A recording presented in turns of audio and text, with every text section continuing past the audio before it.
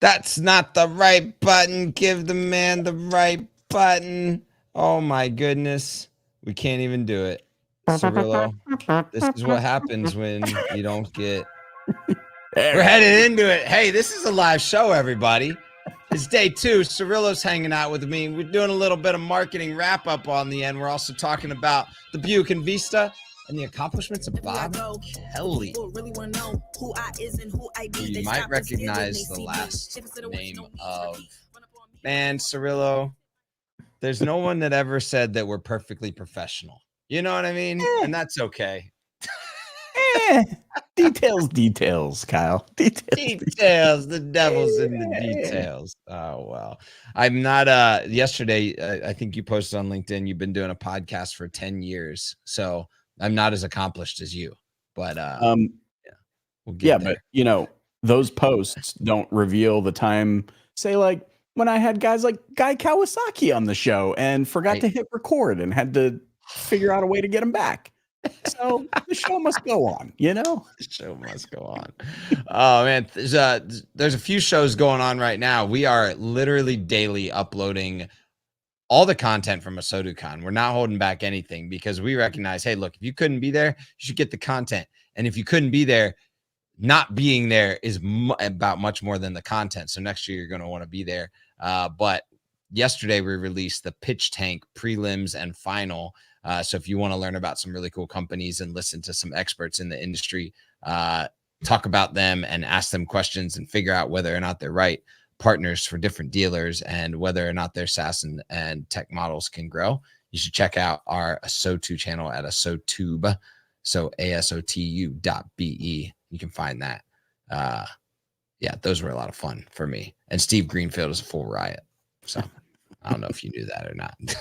Well, I know because when we did our ASOTU Conversations podcast from the live stage at ASOTUCon, he walked up. He's like, so what do you want to jam on? And I'm like, great question. What are you vibing on? He's like, you know what? Let's just ask the audience. And he full on just turns to the audience. He's like, so what do you guys want to learn about today? You know, that's amazing. Inputs and just went. So I can't imagine the data flying around in that man's brain. That man has so much in his brain that I don't know how he keeps it all there. It has something to, there's a cross section between the number of cats you can keep in your house and the amount of data that you can keep in your head. That's all I know. Oh my goodness. Greenfield.ai, a new bot by ASOTU. Oh. Instead, forget Gemini. Wait a second. GPT. There's something to that. There's enough content out there in the world for Greenfield that we can pull that together. All right. We're thinking about it. All right, let's get into it today. First story that we're looking at is a little bit of a recap of something that the industry has been seeing, which is kind of an interesting story that's unfolding. But Buick, GM's semi-luxury brand, is experiencing a significant sales resurgence thanks to this car, the 24 Buick Envista. Buick right now is celebrating its 125th anniversary.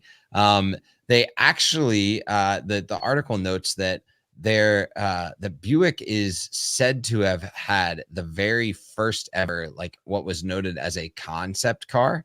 It was the 1938 Buick Y Job. So they've had a history of design, but in recent years, I've fallen off the design saddle just a little bit. But currently, the Buick Envista is leading the brand sales increase, especially in the U.S. In 2023, Buick sold 167,000 vehicles in the U.S., surpassing Cadillac among GM's 4 brands in the market. Also, this is a wild stat. Almost 70% of Buick buyers are new to the brand. So It's like brand new market for them. They're almost making their own market. Edmunds analyst Ivan Drury says it sells faster than the vast majority of GM products. So just as far as the sales rate. Have you seen this car yet? No, not yet. No, I wanted to look it up, but at the risk of getting a big glare in my glasses from my computer. No, it's nice. I mean, when you look at it, it definitely takes a different look than what and kind of a lot of the stuff is coming out across the brand over the next couple of years on what they've already shown. Yeah, go ahead, click on the article. Okay. You'll see it. Actually, we can throw it up on the screen, I think, can't we? I don't know if we have it sitting there, but A little Porsche. Yeah, it's thinner back, a little more aggressive front nose. If you're not listening to it, I actually we've actually got a couple comments coming in from our stream. The Envista is legit.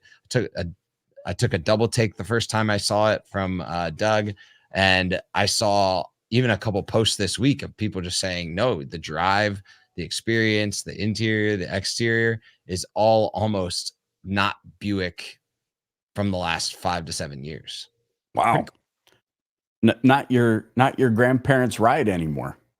No, not at all. Nope, not at all. Speaking of our grandparents. Stop. Segue. Time. One of the godfathers of all vehicle valuations, Bob Kelley, former publisher of the Kelley Blue Book, yes, Kelley himself, passed away on Tuesday at age 96. Known for his humor and tech savviness, Kelley led the publication's digital transformation as well. He spearheaded the transition from print to a comprehensive online resources, making car pricing information more accessible. Expanded the reach of Kelley Blue Book to imports, trucks, motorcycles, RVs, mobile homes, classic and collector cars. He began his career in the family-owned Kelley Car Co., Kelley and Car, both K's, where he honed his skills in appraisal and selling used cars, becoming publisher of the Kelley Blue Book in the 1960s. This is a fun quote from Bob Kelley. His son-in-law, Charlie Vogelheim, said he had a sense of humor about the online transition and said, if you drop the book, it still works. They were acquired in 2010 by Cox Automotive, and Cox has praised him as being a true pioneer in the automotive industry. Bob's impact has been immeasurable. His passion for informed decision-making will always guide us. Man, what a piece of like automotive history that is now passed away. Like how many, like Kelley has 96. been, right? Yeah. Not 96. That's at least 37 in car dealer years. At least. And I feel like I'm on that genealogy, that family history show now. I can't remember what it's called, but how have I not made the connection that Charlie Vogelheim is the son-in-law of Kelley himself? Right. I don't know. I've never even knew that. How would you know? Vogelheim and Kelley, they're very, very different things. Yeah. Wow. Okay. Very well. Well, I mean, condolences to his family, of Right. course. And to your point, man, what an influential legacy that he leaves behind.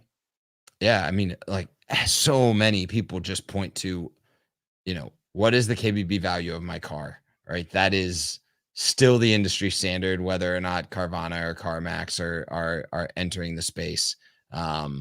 It's a loss, but also just a celebration. Well,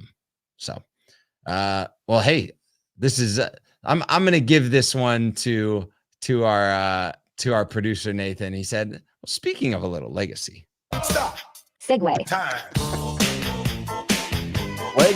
Legacy. I mean, hey, Nilay Patel, editor-in-chief of The Verge, is challenging that Google Zero, the moment when Google stops sending traffic to third-party websites, is here.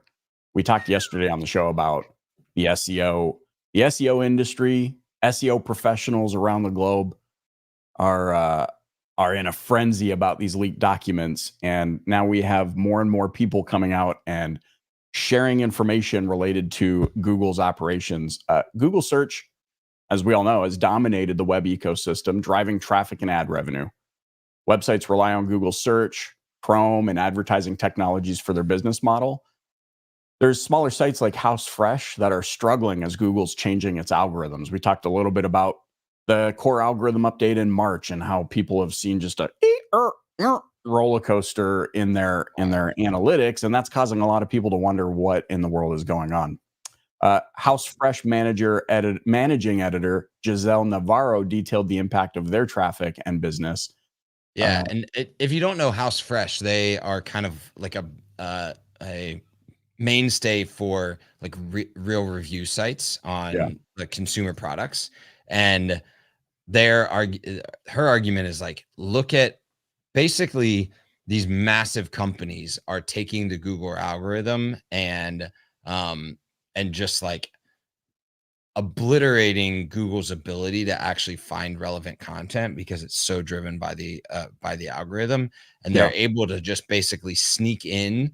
And Google is essentially, depending on the vertical, owned. The front page is owned by anywhere between 3 and 7 website providers.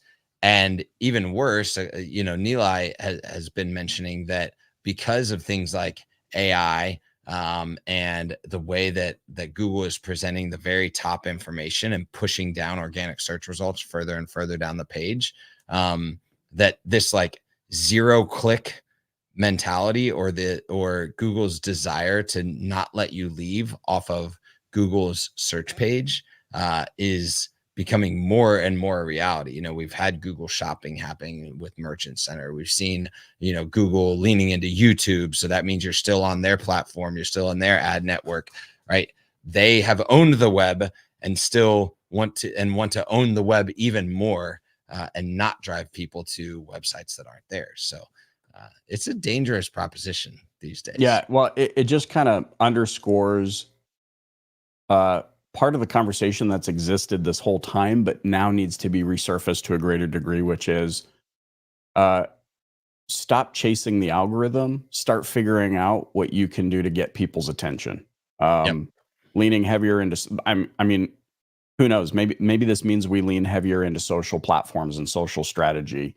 YouTube, as you brought up, video. I mean, the job, if anybody's controversial statement of the day, Kyle, if your identity has been tied to this thing called SEO, then we missed the point all along. Ooh. Okay, right. So here's what I love. So this is Nilay's quote at the end of this article, and I think like it is deep in the roots of ASOTU and More Than Cars that this is meaningful for us, and I think should be meaningful for any brand that's trying to attract an audience, and better yet, and we use the word community. But he says, I often joke that The Verge is the last website on earth, but there's a kernel of truth to it. Building an audience on the web is harder than ever, and that leaves us with really one big question: what's next? And our argument is like, build an audience by building community that's connected to you, that only wants to come see you for whatever reason, whether that be in social or on video or on the web or in a showroom or wherever you happen to be, because then you don't have to rely on Google clicks and paid search and all this type of stuff. You've just built a brand worth fighting for. Yeah, look, Google is leased land to begin with. Sooner or later, you gotta put a stake in the ground and get your own property. I mean, that's the name of the game. And I mean, it's no wonder why at this very moment in time, guys like Gary Vee are releasing books such as the one he just released, Day Trading Attention. I mean, that's the name of the game. And he's been talking about that for years. Right. For years, he's been talking about day trading attention. That's what we've got to do. Dealerships, gosh, you better start thinking like media companies.